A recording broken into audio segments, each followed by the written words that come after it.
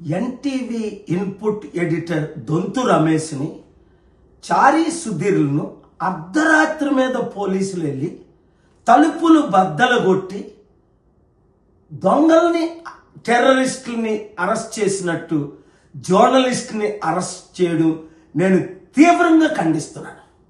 Commissioner Sajjanar టీంతో SIT వేశారట.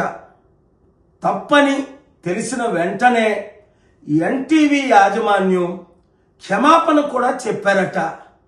అలాంటి తర్వాత కూడా ఇంత ప్రొసీజర్ లేకుండా, నోటీసులు ఇవ్వకుండా తలుపులు బద్దలు కొట్టి కుటుంబ సభ్యుల్ని భయభ్రాంతులు చేయడం అది చాలా ఘోరం. అంటే ఎలాంటి మెసేజ్ పంపిస్తున్నారు?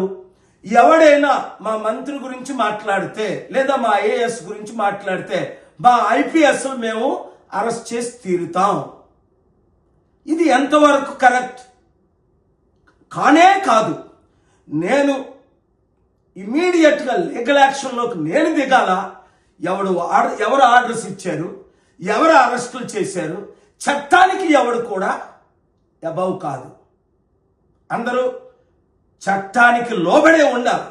అది ఐఏ అవ్వచ్చు, ఐపీఎస్ అవ్వచ్చు, మంత్రులు అవ్వచ్చు, ముఖ్యమంత్రి అవ్వచ్చు, ప్రధానమంత్రి అవ్వచ్చు.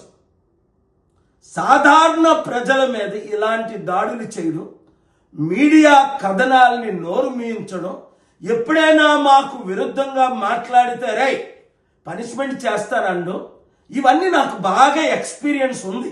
ఎలాంటి కుట్రలు, ఎలాంటి రాజకీయ నాయకులు చేస్తున్నారు, చేయిస్తున్నారు అన్నది నాకు పూర్తిగా తెలుసు. సహించేది లేదు. వెంటనే ఈ రిపోర్టులను రిలీజ్ చేయాలని డిమాండ్ చేస్తున్నాను.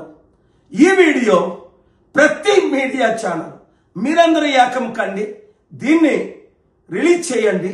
భయపడకండి, సత్యాన్ని ప్రకటించండి, అవినీతిని ఎక్స్పోజ్ చేయండి. మీ కొరకు నేనున్నాను, మనతో దేవుడు ఉన్నాడు. న్యాయ పోరాటం చేద్దాం.